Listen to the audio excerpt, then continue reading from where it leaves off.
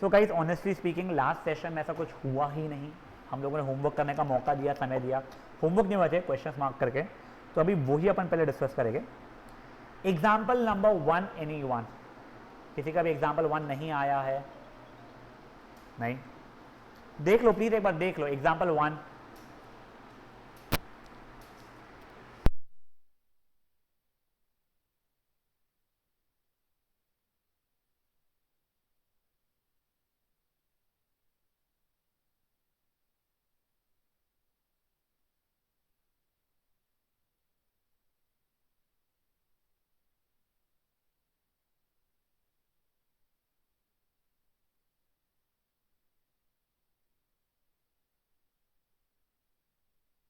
चलिए बढ़ू आगे, एग्जाम्पल 1 में इशू नहीं है, 2 पक्का नहीं था।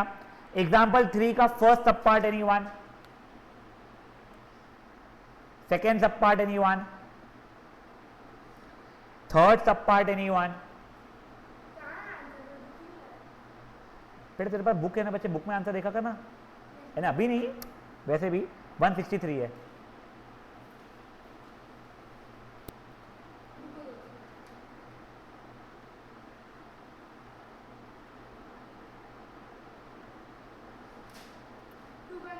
टू का नहीं आया, क्या है ये तेरे को? Find the first 3 terms.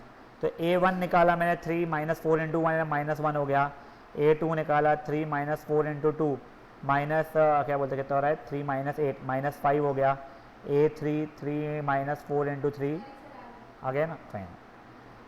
चलिए यस, एग्जाम्पल 4 एनी वन?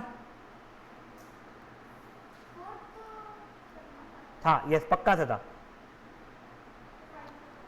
आप लोग जिन लोगों ने नहीं किया है सिंपली a1 a2 a3 निकालोगे, आपको दिख जाएगा कॉमन डिफरेंस सेम नहीं है। कर ले बेटा वेनिशर रुकाऊ मैं, करा हुआ है ना? हाँ एग्जाम्पल 4 एनी वन किया है ना? हाँ बेटा इन लोगों का तरीका अलग है, मैं नहीं बता रहा हूं, अपना तरीका क्यूटेस्ट ऑफ ऑल टाइम है, वही तरीके का अपन कंटिन्यू करेंगे, छोड़ूंगा तरीका देखिए मत। एग्जाम्पल 5 पक्का नहीं दिया था ना। एग्जाम्पल नंबर 6, ये वैसे आप लोगों को ना 10th स्टैंडर्ड में मैंने करवाया है, find the middle term, but still मैं एक और बार आपको बता रहा हूं, फिर you can attempt. I think last session में मुझे संजीवनी पूछ रही थी इसके बारे में। मान लो अगर 7 लोग हैं, a1 a2 a3 a4 a5 a6 a7, मुझे मिडिल टर्म यहां पे पूछा गया है, तो मेरा मिडिल टर्म यहां पे क्या हो जाएगा? तो ये 4 हो जाएगा। तो 7 लोगों के लिए मैंने क्या किया, 7 + 1/2, वो जो रैंक आ रहा है 7 + 1/2 यानी 4, तो वो हो गया। यही अगर मान लो 6 ही लोग हैं,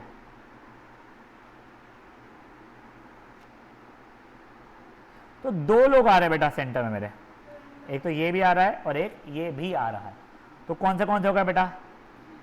6/2 वाला और उसके अगला वाला नेक्स्ट करके। तो वैसे ही इफ n इज ऑड, तो मेरा मिडिल टर्म क्या होता है? n + 1/2, और वही इफ n इज इवन, तो मिडिल टर्म क्या हो जाता है? n/2 तो रहता ही है, एंड उसका नेक्स्ट वाला, मैं जानबूझे नेक्स्ट बोलता हूँ, तुम चाहो तो n/2 + 1th, एलसीएम लेके n + 2/2th, सब कुछ कर सकते हो। अबे n/2 वाला और उसका नेक्स्ट वाला, खत्म, सिंपल है लाइफ अपनी, कोई इशू किसी को भी इन बातों के अंदर, पक्का? जिन संजीवनी ये लिखना है मेरे बच्चे,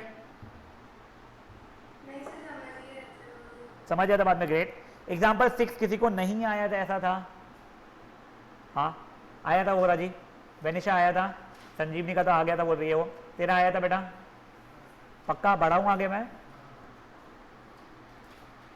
नाउ एग्जाम्पल 7 नहीं दिया होगा मैंने, yes. Example 8 any one? First negative term, yes. देख मैं तेरे को सिंपलर डेटा से पहले समझा रहा हूं, फिर ये वाले डेटा से करके दिखाऊंगा, फिर तू अटेम्प्ट करना। लेट्स से मेरा कुछ ऐसा है 98 94 90 ... अब वो पूछ रहा है फर्स्ट निगेटिव टर्म बताओ, यानी nth टर्म की वैल्यू जो रहेगी वो 0 से कम होनी चाहिए बच्चे, यहां तक है ठीक है? अब an क्या हो जाएगा? a प्लस n की वैल्यू तो मुझे पता नहीं है, d की वैल्यू है -4, तो 98 - 4n plus 4 should be less than 0, तो 102 minus 4n should be less than 0। यहाँ तक है, ठीक है। अब मैंने ना तुमको 10th में भी रिक्वेस्ट किया था, अभी भी रिक्वेस्ट करूंगा फॉर अ वाइल, ये -4n वाला जो होता है टर्म, उसको यहाँ ले जाना कभी भी। क्यों, अभी छोड़ो। या तुम लोग इनइक्वालिटीज करके एक चैप्टर है, आएगा 11th में, 12th में फिर से आएगा, राधा 12th में हम लोग अभी वही चैप्टर कर रहे हैं, वो करोगे ना तो तुमको समझ में आ जाएगा क्यों बोल रहा था मैं। तब ये हो जाएगा 102 इज लेस दैन 4n, 4 से डिवाइड किया मैंने तो ये है 51/2 ने 25.5 I suppose, correct, less than n। क्या इसका मतलब ये हो रहा है n इज ग्रेटर दैन 25.5, मतलब n की वैल्यू हो गई 26। अपने को ये चाहिए ना, नेचुरल नंबर चाहिए ना, पोजीशन है तो मेरा 26th टर्म जो रहेगा ना बेटा, वो निगेटिव वैल्यू दे देगा मेरे को, समझा? मैंने एक एग्जांपल अपने मन से बनाया था। अब देखो यहां पे जो डेटा दिया गया है वो ये था, पहले तो इसमें मैंने वही लिखा an is less than 0, an की वैल्यू जगह a plus n-1। Common difference जब तुम करोगे तो -3/4 आ रहा है। कॉमन डिफरेंस निकाल के बताओ, ये समझ जाएगा बेटा, ठीक है। -3/4 इज लेस दैन 0, तो 25 -3/4n प्लस 3/4 लेस दैन 0। पूरे में एलसीएम लिया तो 103 हो गया, -3n द होल बाय 4। वो 100 होता था बेटा, ये वो 100 और ये 3 को मैंने ऐड कर दिया है, वो डिवाइड बाय 4 का 4 वहां गया तो 0 ही बन गया मेरा फिर से। तो 103 -3n इज लेस दैन 0, तो 103 इज लेस दैन 3n। 3 से डिवाइड अगर मैं करूंगा तो 103/3 इज लेस दैन n, तो it will be something like 34.33 is less than n, मतलब n इज ग्रेटर दैन 34.33, तो n की वैल्यू 35 हो जाएगी। समझे मेरे बच्चे? एक बार खुद से करना, प्लीज छापना मत उसको, प्लीज छापना मत।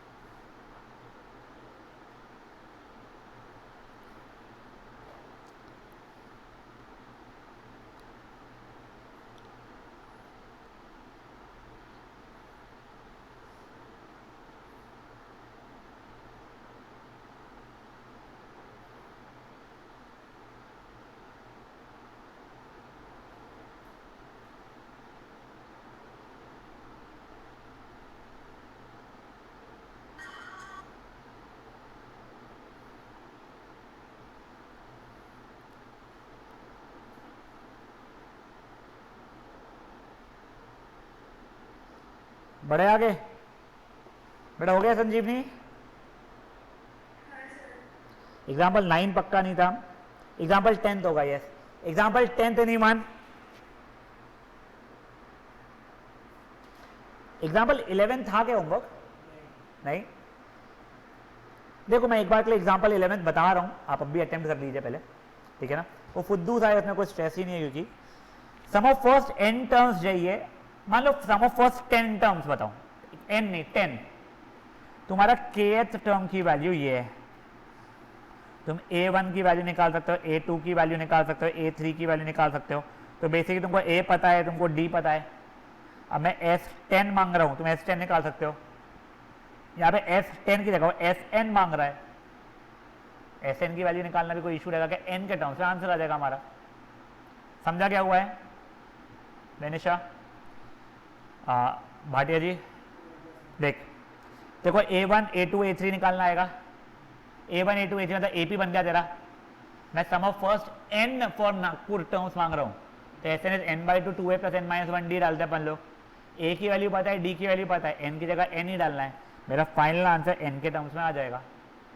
ठीक है, करिए एक बार एग्जाम्पल 11 खुद से।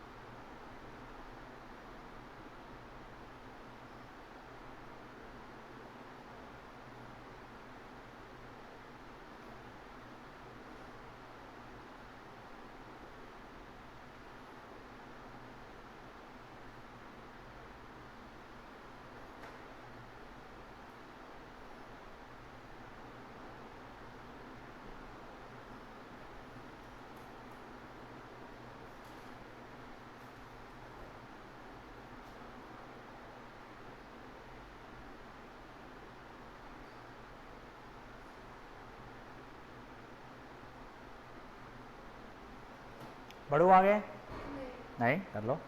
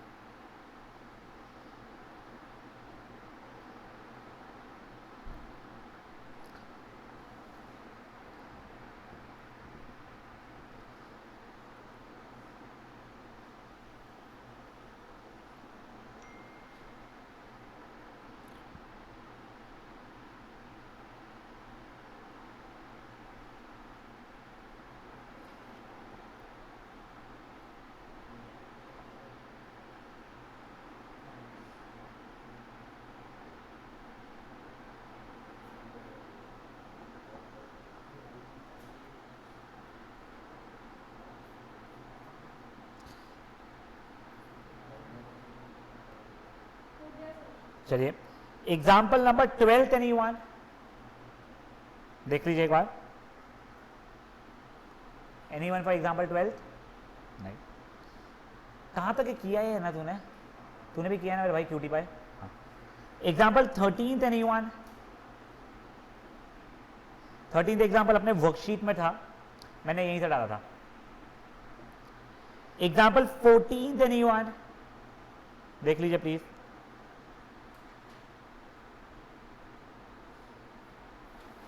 एग्जाम्पल नंबर 15th दिया नहीं होगा मैंने, 16th भी नहीं दिया होगा, 17th एग्जाम्पल इतने ही था क्या? नहीं 18th होगा यार, 18th एग्जाम्पल था। 18th एग्जाम्पल अच्छा भी है, ये तुम्हारे को लास्ट ईयर एनसीईआरटी में भी था ये वाला।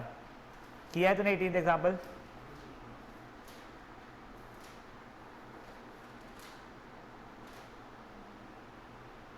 किया है क्या? नहीं, मैं रुका एक बार अटेम्प्ट कर बेटा, अच्छा एग्जाम्पल है। और ये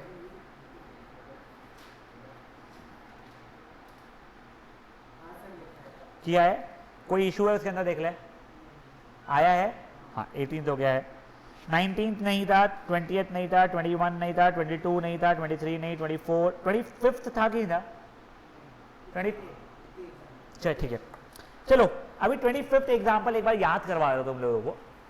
तुमको याद है अपन ने लास्ट ईयर पढ़ा था, if 3 terms are in AP and there sum is, ऐसा कुछ दिया जाए 3 टर्म्स वाला, तो सिलेक्शन ऑफ टर्म्स करके मैंने हेडिंग दिया था।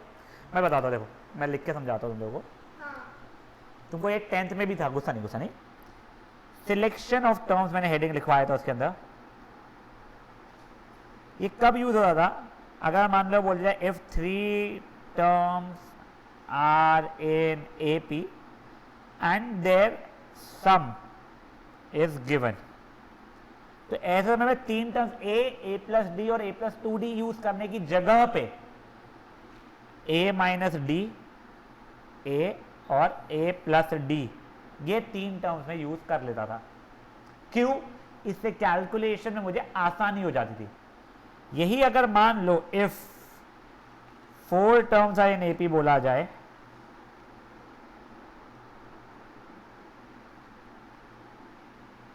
और उनका सम दिया जाए, तो मैं 4 टर्म्स ए माइनस 3डी, ए माइनस डी, ए प्लस डी और ए प्लस 3डी यूज करता था मैं। क्योंकि तुम चारों मुझसे लास्ट ईयर पढ़े हुए हो, इसे तुमको एक बार वर्कशीट से भी दिखाता हूं, तुम्हारी 10th स्टैंडर्ड की बुक से।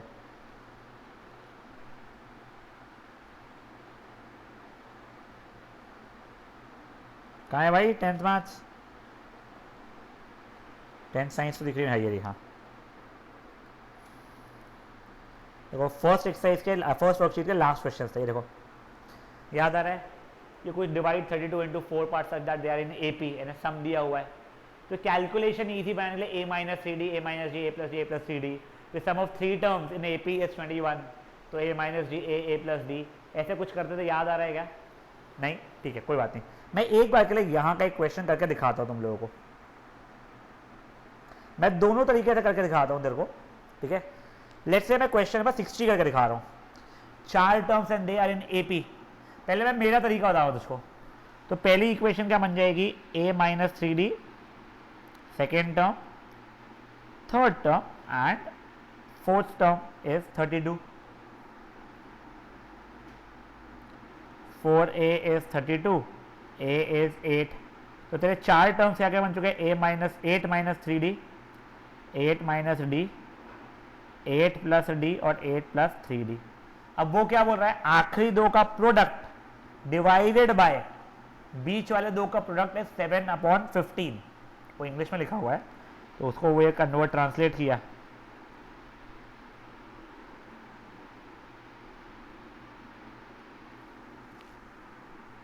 ऊपर लगी 64 माइनस 9d स्क्वायर, नीचे 64 माइनस डी स्क्वायर 7/15।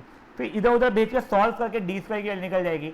डी की वैल्यू मान ले +2 या -2 आ जाएगी, तो तेरे दोनों एपी जो पॉसिबल थे वो आ जाएंगे। एक ये तरीका है। दूसरा तरीका, अगर मैंने टर्म्स 4 टर्म्स को ए प्लस डी, ए प्लस 2d, ए प्लस 3d माना होता सॉरी, इन सब का सम हो रहा है 4a प्लस डी 36, 4a प्लस 6d is equal to 32, correct. 2 common निकाले, काटा भी अगर मैंने होता, ये मेरी पहली इक्वेशन बनी होती।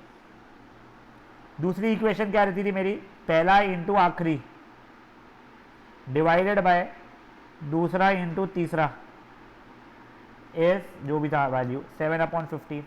तो ये वैल्यू एक यहाँ से ए की वैल्यू निकाल के यहाँ डालता है, डी की वैल्यू निकाल कर डालता, स्ट्रेस बढ़ता, कैलकुलेशन बढ़ता। तो कैलकुलेशन से बचने के लिए ये तरीका ईजियर रहता है, समझा है। तो 3 टर्म्स अगर एपी में है और क्लियरली बोला गया सम, तो उसमें ये वाला यूज करने का।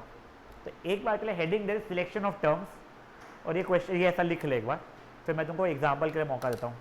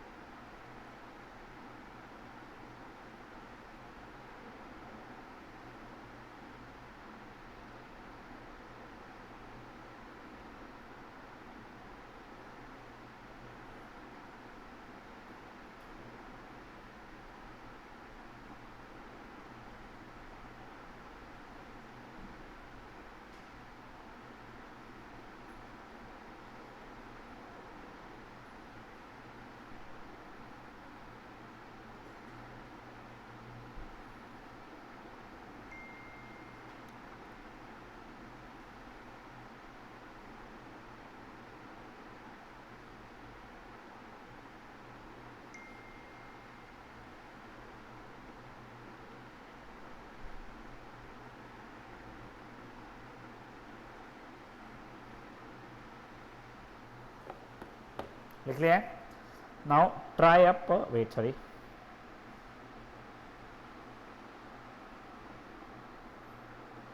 एग्जाम्पल नंबर 25 ट्राई करो।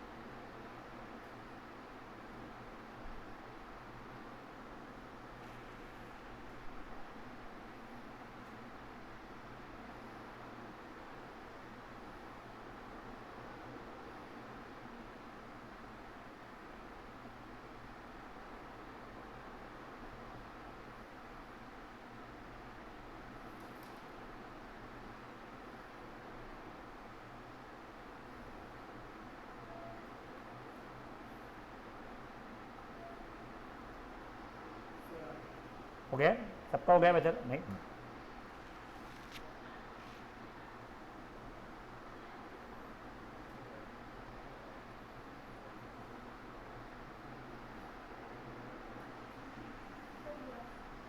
देखो वैसे if I am not wrong ना, देखो तुम्हारा फाइनल आंसर डी की वैल्यू सिर्फ 3 नहीं, डी की वैल्यू प्लस माइनस 3 होगी बच्चा लोग, तो उससे आंसर अगर ए 8 है और डी 3 है तो 5 8 11, और डी ए 8 और डी माइनस 3 होता तो 11 8 5, but at the end of the day it would still have been the three numbers are 5 8 and 11, ठीक है ना?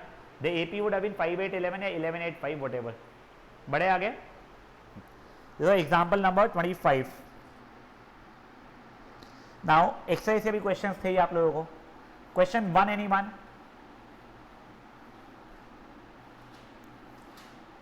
आई एम सीरियसली होपिंग आप लोगों ने आंसर्स देखे हैं करने के बाद में।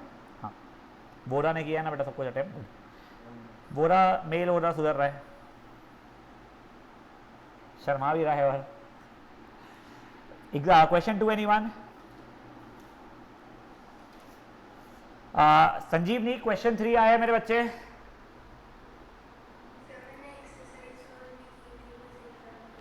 ठीक है, एक काम का पहले क्वेश्चन 3 तो कर ले दूं, मैं रुका हूं क्वेश्चन 3 के लिए तेरे।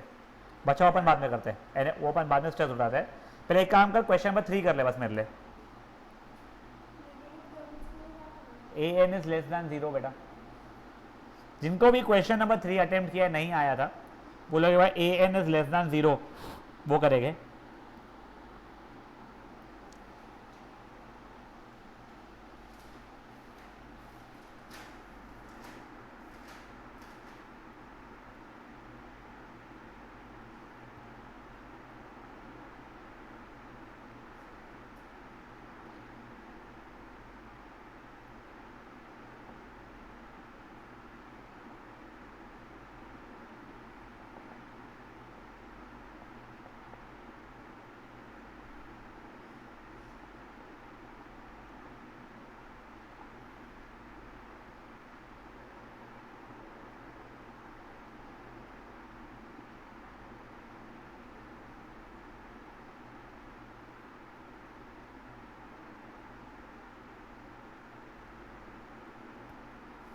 गणेशा मुझसे क्लास का मिल लेना, ठीक है ना?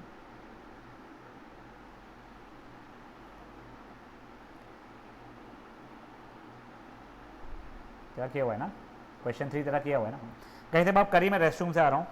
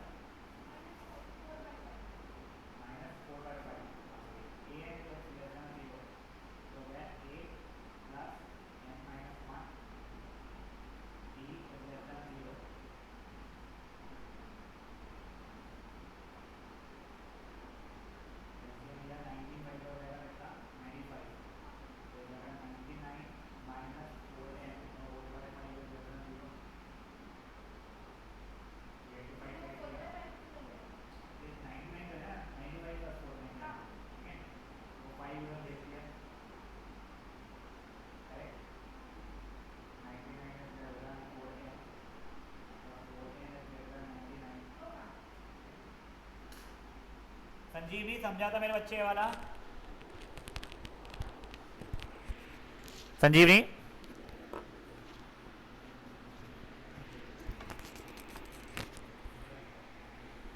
अरे संजीवनी भाग गई क्या? संजू हाँ अच्छा एक मिनट रुक जाओ, एक मिनट रुक जाओ।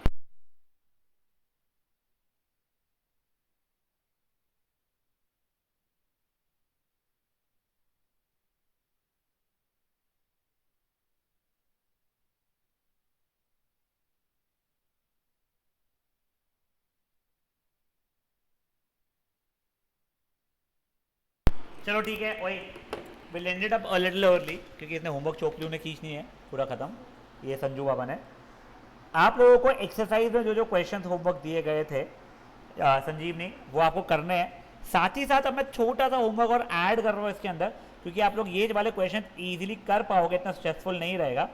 लिखिए एग्जाम्पल 26, 28, 30 और एक्सरसाइज से क्वेश्चन बता रहा हूं मैं। क्वेश्चन 28, 29, 30, 31, 32 बस। जिन लोगों ने होमवर्क किया उनको तो ज़्यादा है ही नहीं ना बेटा। 28 से लेके 32 तक के। हाँ तो यार 8 तो करना ही पड़ेगा ना इतना तो। ठीक है संजीवनी, चलिए बाय बेटा।